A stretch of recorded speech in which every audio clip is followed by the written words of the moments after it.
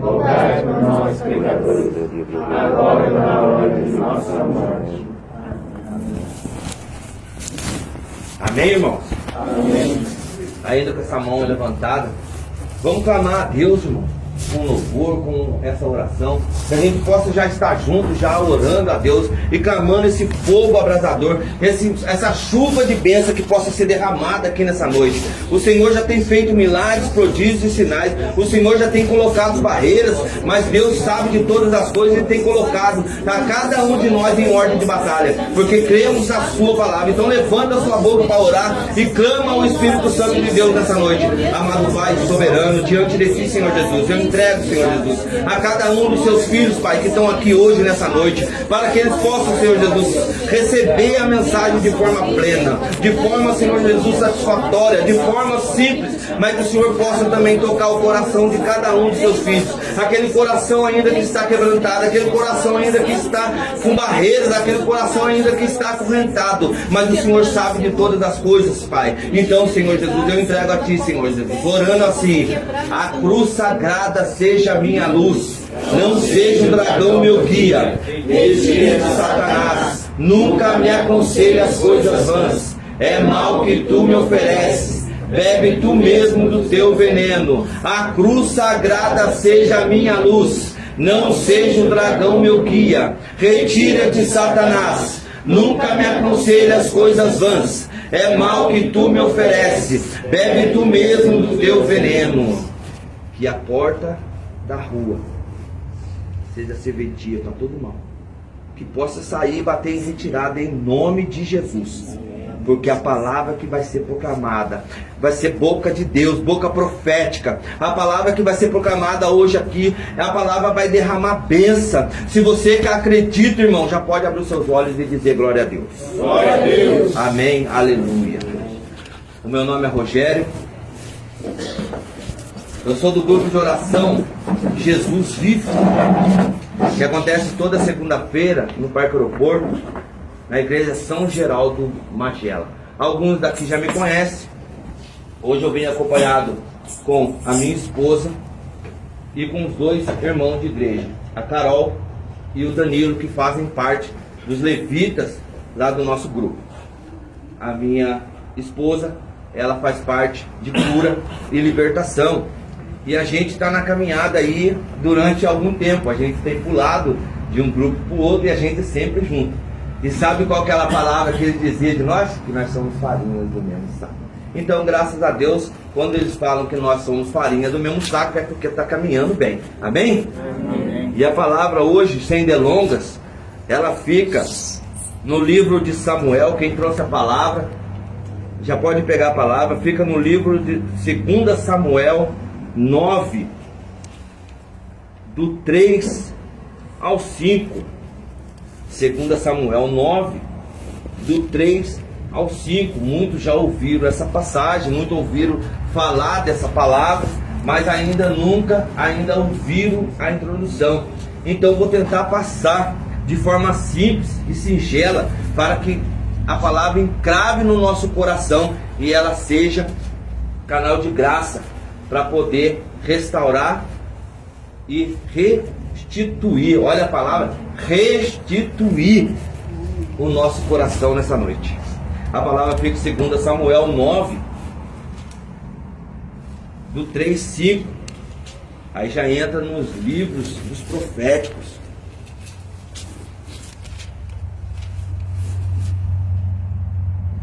Achou? Amém? Amém. Ajuda a irmã a procurar, ajuda a irmã. Tá ali perto ali, ó. Pra dar uma dica, hein, irmã. Tá perto de Josué. Já achou? Amém. Todos já pegaram a palavra? Tá perto de Josué, tá quase perto do livro dos Pentateucos, os 5 livros primeiros da palavra. E ela começa assim: tornou o rei. Haverá ainda alguém da família de Saul a quem eu possa fazer misericórdia da parte de Deus? Há ainda um filho de Jonatas. Respondeu Siba, aleijado dos pés. E o rei perguntou: onde está ele? Siba respondeu: está na casa de Maquir, filho de Amiel, de Lon-debar. E o rei mandou buscá-lo na casa de Maquir, filho de Amiel, de Lodebar. Para a gente começar essa pregação, a gente começa a falar de Saul. Saul foi o primeiro rei de Israel. Saul, ele havia pecado. Ele havia algo que não agradou o coração de Deus. Deus falou para ele: vai em certo lugar e faça isso. E Saul vai, mas não fez o que Deus prometeu. Ele catou aquele homem, tirou aquele homem, catou os bois e deu para o povo. E ele falou assim: não, Saul, devido isso, eu vou tirar o que de você? O reinado. E vou passar para quem? Achou a palavra, irmão? Cheio. E vou passar para Davi. Davi, irmão, ele não escolheu assumir o trono. Ele foi ungido através do profeta Samuel. A história de Samuel é na simplicidade. Samuel, sua mãe Ana não podia ter filho. E de repente, Eucana, um dos homens que estava ali, era marido de Ana. Só que eles não podiam, ela era estéril. E de repente, o que eles fizeram? Ana começou a orar: Senhor, eu te rendo graças, eu te faço isso, mas o filho que sair não vai ser meu. Eu vou entregar ele no templo. Alguém já ouviu falar dessa história, sim ou não? E eles fizeram isso. De repente, Samuel, Ana se faz presente com Eucana e eles se ajuntam, e meses depois Ana fica grávida. Através de quem? Da oração. Só um resumo para o entendimento da palavra. Ana ficou grávida, Samuel nasce, e depois de um tempo ela tira ele da amamentação, e com 5 anos ela entrega Samuel no templo. E Samuel vira o profeta. E aí o que acontece, irmão? Voltando para a palavra. E Deus escolheu Davi, enquanto Saul estava vivo. Por quê? Saul tinha rancor. Saul ameaçava aquele povo. Saul tinha perseguição através de Davi. E Deus escolhe quem? Davi. E de repente, para que Davi veja as coisas acontecerem. Mas ali está dizendo ali que Davi disse: terá ficado alguém da casa de Saul a quem eu possa beneficiar em memória de Jonatas? Porque havia ali uma promessa entre Davi e Jonatas. Jonatas disse para Davi: ó, toda vez que ele ia em combate, Saul saía para pegar Davi, Jonas ia na frente e falava assim: ó, meu pai vai pegar você em tal lugar. Meu pai vai pegar você em tal lugar. Então já era uma aliança que tinha dos dois. E de repente, essa aliança de uma amizade tão forte, que era quase irmãos, ele diz assim: ó, só faça uma coisa, salve a minha casa. Jonas pede para Davi: salve a minha casa. E Davi não deixa essa mensagem, essa palavra soar no seu coração, porque era tanta guerra que Davi ia, e de repente ele chega num ponto que Saul morre, Jonas morre, e o seu filho de Jonas, Mefibosete, com 5 anos, ele pega com a sua mama, com a sua cuidadora, ela pega, já começa a saber que o Davi ia atacar e atacar toda a família de Saul, porque já era a ordem exterminar toda a casa de Saul. E aquela mulher pega a babá, que ela não cita o nome na palavra, ela pega aquele menino e sai correndo e derruba o menino. E esse menino cai e quebra as duas pernas dele. Ele fica o quê? Um coxo. Hoje nós não podemos falar isso, falamos um deficiente físico. E eles pegam e levam esse menino para onde? Para Londebar. Londebar era uma cidade que não tinha nada. Era uma cidade, como a irmã estava pregando aqui, estava falando, Londebar era uma cidade árida, era uma cidade que não plantava nada, era uma cidade de misericórdia. Era uma cidade onde não tinha nada. Tudo que plantava não tinha. O rio que dava água, que ia água para lá, ficava a 37 quilômetros dessa cidade. E ele era uma cidade, falava assim, que é uma cidade do esquecimento. Só que quando Mefibosete chega na cidade, ele começa a falar para o povo. Ele começa a falar para o povo: eu sou filho de rei. Na minha veia corre sangue real. E aquele povo que está lá não acredita que ele fala isso. E toda vez que ele chega, ele fala assim, o pessoal chega para questionar ele, ele fala assim: eu tenho sangue real, um dia vocês vão ver. Um dia vocês vão ver que eu tenho sangue real. E o povo não acredita.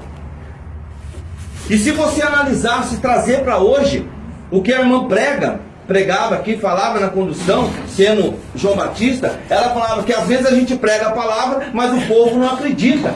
Sim ou não? Porque não tem mais aquele fogo, esfriou o coração já está quebrantado, o coração já está encarcerado. E aí você pega, está ouvindo, está falando da palavra, mas a pessoa vai falar assim: eu não vou ter transformação, porque não está ouvindo a palavra. E a palavra é a única que edifica. Ela transforma vida.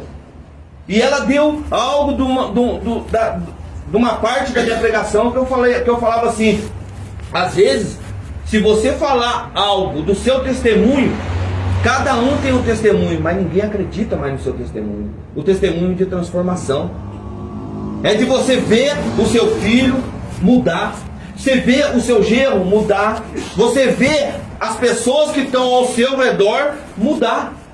Ninguém acredita mais nisso. E aí ele pega, vira e fala assim: ó, eu sou descendente de rei. Eu sou, meu sangue corre sangue azul. Eu sou herdeiro de terras. Mas o povo não acredita. E a turma começa a falar assim: ah, esse coxo está mentindo. Mas só que nessa casa que a gente está falando, descendente da casa de Saul, ali havia uma pessoa. Essa pessoa, ela chega e fala assim: haverá ainda alguém da família de Saul? Davi pergunta para Siba. E ele fala assim: possa fazer misericórdia da parte de Deus? Ainda um filho de Jonatas, respondeu Siba. E aí ele fala: aleijado dos dois pés. E quantas vezes nós estamos aleijados dos dois pés? Quantas vezes a gente se sente aleijado? A gente não tem ânimo para nada. Só que aquele homem, aquela pessoa, a que estava ali, Siba, falando: tem ainda uma pessoa. Ele sabia quem ele estava, porque Siba era da descendência de Saul. Então ele queria algo novo, ele queria mudança. Só que ele falou assim: peraí, ele sabia das ordens. Se eu trazer Mefibosete para a casa de Davi, ele vai ser aniquilado. Se eu trazer Mefibosete, a promessa vai se cumprir. Se eu trazer Mefibosete para cá, ele não vai poder. E o povo começou a dar risada de Davi. Capaz mesmo que eu vou trazer ele para cá? Capaz, não vou fazer isso. porque se eu trago ele para cá, ele vai ser exterminado. Aí acaba a geração de Saul. E aí ele fala assim: em certo tempo Davi pergunta, chamado Siba, existe alguém na casa de Saul para que fazer o bem? Para que fazer o bem. Só que Davi era um homem segundo o coração de Deus. Então Davi, ele tinha Deus como o único caminho. Ele sabia o que ele estava fazendo, porque ele lembrou da promessa, da aliança que ele fez com Jonatas. Mas o povo ainda não acredita, continua dando risada. Mas Deus, ele estende nos piores momentos. Hoje você pode ter chegado aqui pensando assim: ah, o meu grupo não vai ser daquele jeito. Mas a hora que você viu a irmã abrindo a boca para falar, os irmãos cantando, o irmão louvando, a gente fala: ainda dá tempo. Ainda dá tempo. Porque a conversão, ela acontece com o nosso agir. Com o nosso agir. E Davi, ele representa a graça de Deus conosco. Então Davi não era qualquer um. Davi era uma pessoa que foi instruída a rei, mas para ir para o combate, mas ele tinha essa promessa de restaurar a família de Mefibosete, que era a aliança que ele fez com Jonatas, o seu amigo. Era a intimidade que ele tinha. Só que Davi fala assim: quando Mefibosete, filho de Jonatas, neto de Saul, chegou diante de Davi, prostrou-se contra o rosto por terra. Davi disse-lhes: Mefibosete, para servir-te. Respondeu-te ele. Davi disse: não temas, quero fazer-te bem em memória de seu pai, e te restituirei todos os bens de Saul, e comerás na minha mesa. Quando eu começava a preparar essa pregação, trazia muita atenção para mim nessa passagem, nessa palavra, que quando Davi chega para Mefibosete e fala para ele que ele restaurará a sua casa, ele trará ele para comer na mesa. Então Davi, o povo daquela região falava assim: peraí, então não é brincadeira o que eles estão falando. Então não é brincadeira. Só que Siba falou assim: peraí, Senhor, existe esse rapaz. Então o que Davi começa a fazer? Ó, pega os melhores soldados. Pega os melhores soldados. Coloca roupa bonita. Começa a colocar nele, porque tinha 20 anos. 20 anos que já tinha se passado. Então Davi fala para ele: pega os melhores soldados, pega a melhor charrete, pega a maior carroceria, borda ela de ouro. E quando de repente aquela fumaça começa a sair, porque ele fala assim: nós vamos ir para onde? Para Lodebar. E aí de repente aquela fumaça começa a sair, aquela poeira começa a sair, e você vai analisando assim, aquela poeira saindo, aqueles cavalos bonitos chegando, e Mefibosete começa a falar assim: tá vendo? Eu conheço aquelas carruagens. E o povo não começa a acreditar, porque o povo não acredita mais no que está vendo, o povo não acredita mais em milagre, o povo não acredita mais em nada. Mas aí Mefibosete fala: tá chegando, escuta o barulho dos cavalos. Escuta o barulho dos cavalos. E o povo começa a dar risada. Agora vocês vão entender uma coisa: escuta o barulho das carruagens chegando. E Mefibosete está lá: ó, eu já andei naquela carruagem. E aí você começa a escutar aquele barulho chegando, e às vezes esse barulho está incomodando você tanto. que você não consegue abrir seu coração. Esse barulho está te incomodando tanto, aquelas carruagens estão passando, e quantas carruagens passam na nossa vida e a gente não olha para trás para ver quem está passando. Às vezes os pequenos sinais acontecem na nossa vida e a gente não percebe. E aquela carruagem está chegando. E Mefibosete falando, ó, eu conheço aquela carruagem, eu conheço esse barulho está chegando, esse barulho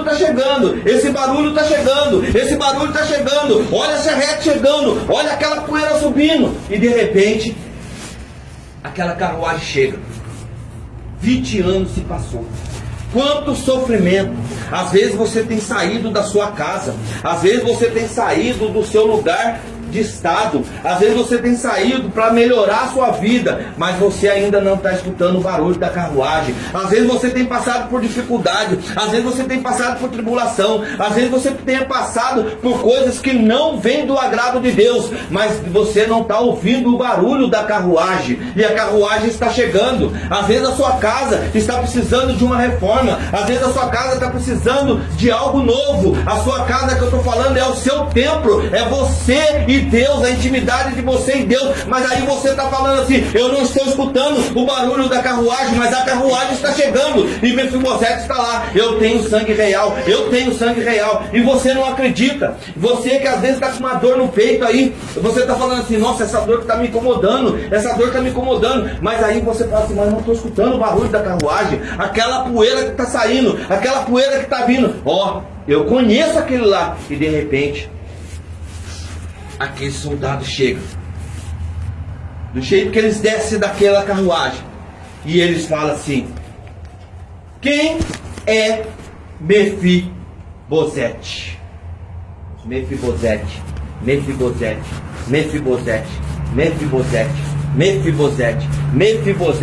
todos nós somos Mefibosete. Todos nós ainda estamos aleijados, todos nós ainda estamos precisando de algo novo, todos nós estamos precisando de restauração, todos nós estamos precisando de conversão, mas ainda não acreditamos, porque todos nós somos Mefibosete. E ele fala, sou eu.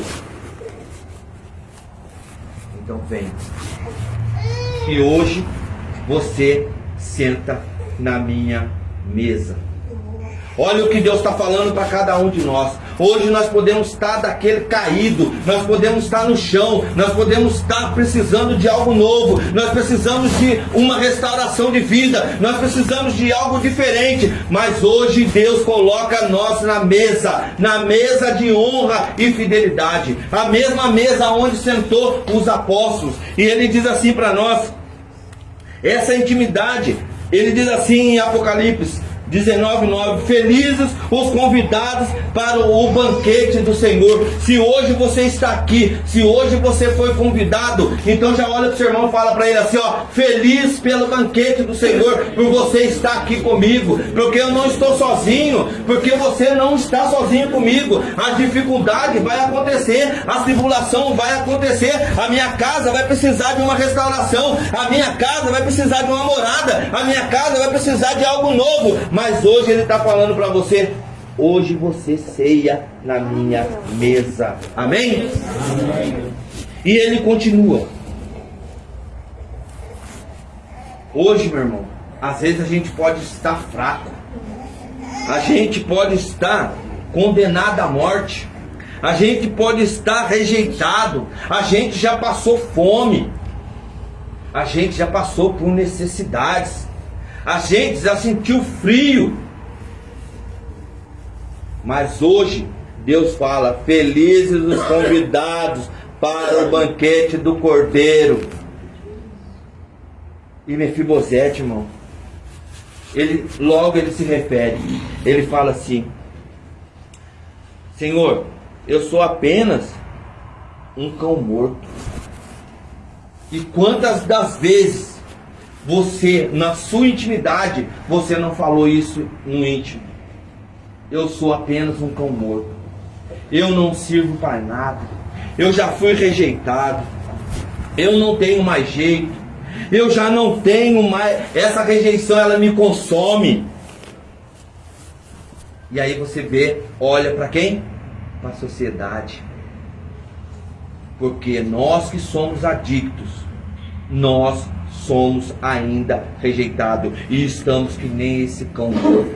Porque o povo olha para nós, mas não é da forma que a gente quer que eles olhem. Porque nós se intimidamos, nós se sentimos intimidados com o olhar. Só que a carruagem, ela está indo. A carruagem está indo. A carruagem está chegando no palácio. E às vezes você tem dúvida ainda.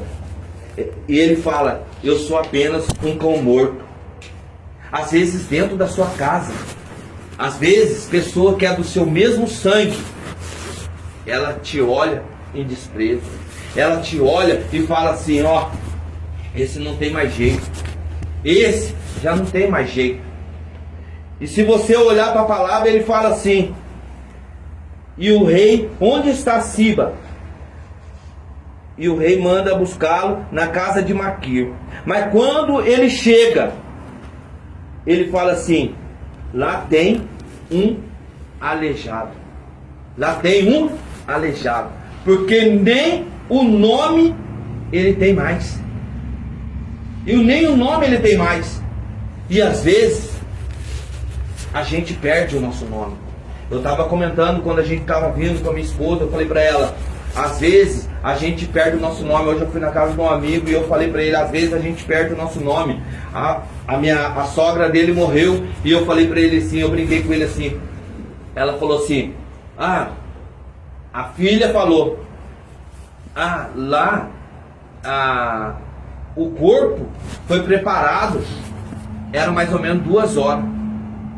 Já não era mais mãe dela, ela já não tinha mais nome, era corpo. E às vezes, meu irmão, hoje você tem um nome. Hoje você tem um nome. Hoje você tem um nome. Independente de você ser rejeitado, independente de você ser cão morto, independente de você ter passado rejeição, ter passado fome, frio, sede, mas hoje você tem um nome, mas amanhã você não terá mais nome. Amanhã você não terá mais nome. Você chegará e será chamado. Prepara o corpo.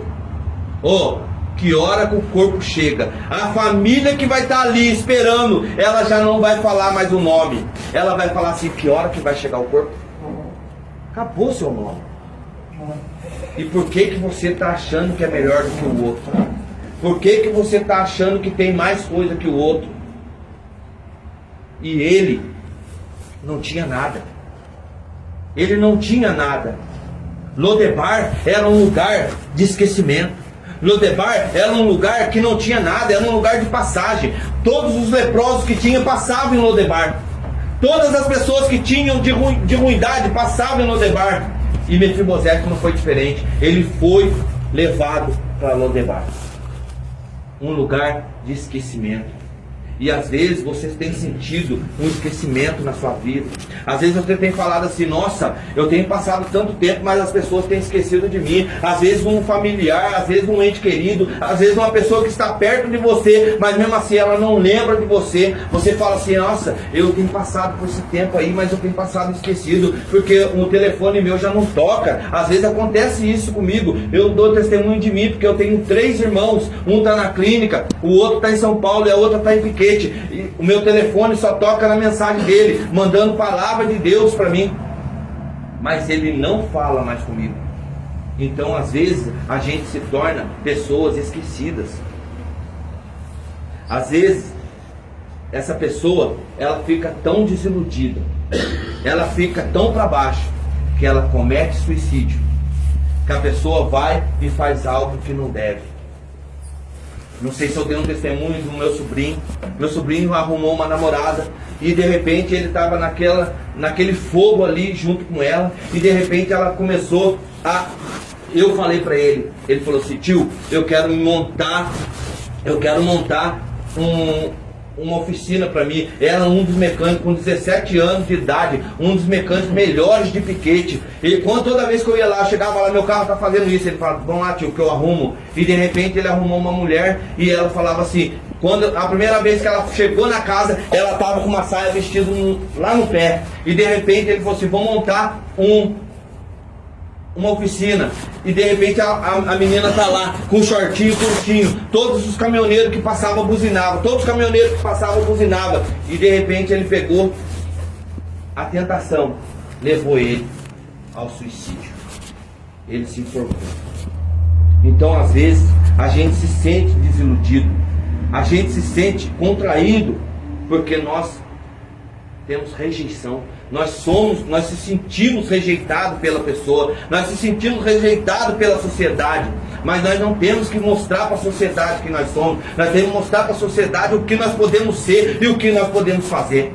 E por isso que nós reunimos num grupo de oração, para levar a palavra àquelas pessoas e mostrar para eles quem a gente é, que a gente mudou. Então já bate no seu coração e fala assim: eu quero mudança. Pode bater convicção: eu quero mudança. Às vezes tem pessoas nessa casa que tem vergonha de falar de nós para os outros. Quando eu preparava essa pregação, Deus falava isso para mim. Às vezes você anda com a irmã, às vezes você anda com o irmão, mas tem vergonha de falar quem a gente foi. Tem vergonha de ser rejeitado. Tem vergonha de falar algo e saia fora do comum. E às vezes, e Deus coloca você hoje para falar. Quando pergunta: quem perdiz até o nosso nome, nós somos esquecidos. Até o nosso nome a gente é esquecido. Mas o Rei nessa noite devolve nossa dignidade e só chama nós pelo nome. Quando o irmão falou para mim: eu vou cantar sobre o nome, não foi, irmão? E eu falava assim: essa é boa. Sabia que eu ia falar isso? Então às vezes Deus, ele coloca direcionamento, ele coloca caminho, porque o Rei nessa noite devolve nossa dignidade. Se você hoje saiu da sua casa pensando assim: hoje eu não vou receber uma palavra, hoje eu não vou receber uma palavra, mas essa palavra serve para mim, serve para você, que hoje pode bater no peito e falar assim: ó, eu tenho nome, eu tenho nome, porque Deus sabe da nossa escuridão, Deus sabe de tudo, Ele devolve a nossa intimidade. Vou dar 3 exemplos. Abraão não era, o nome dele não era Abraão, ele se tornou Abraão e depois falou assim: será pai de multidões. O segundo é Jacó. O seu nome, depois da luta com Deus, ele vira Israel. O segundo nome, Simão. Ele fala assim: a partir de hoje, ele fala para mim e para você: tu és Pedro. A partir de hoje ele fala para mim e para você: tu és Pedro, farei de ti pescador de homens. Amém? Amém. Quando o irmão prepara aí uma música aí pra gente dar uma orada, a gente já vai preparando aí, irmão.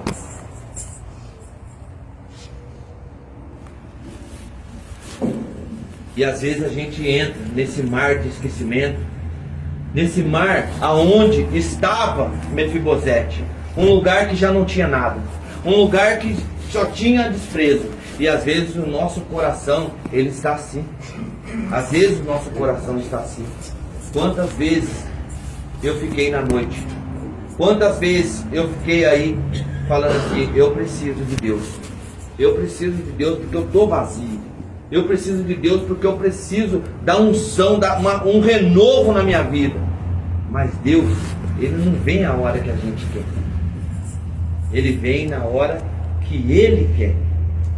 E que nessa noite a gente já possa se levantando, já possa entregando para Deus, já possa a levar algo novo para Deus.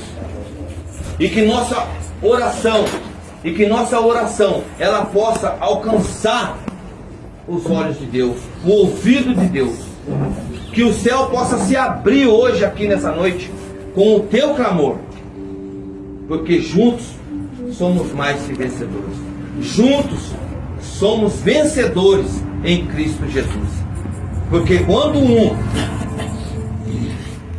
eu estava lendo a palavra, Deus falava assim para mim assim: Quando Josué vai para a batalha, Moisés sobe o monte para orar. Quando Josué vai para a batalha, Moisés sobe o monte para orar. E quando Moisés começa a estender a mão, já vai estendendo a mão assim, irmão. Quando Moisés começa a estender a mão, Israel começa a vencer a batalha. Quando Moisés começa a descer a mão, os malequitas começam a vencer a batalha. Mas hoje, se você pegar na mão do irmão aí, já pega na mão do irmão aí, ó. Já pega na mão do irmão. Pode fazer uma corrente aí, irmão. Que hoje, pega na mão do irmão aí, pega na mão do irmão.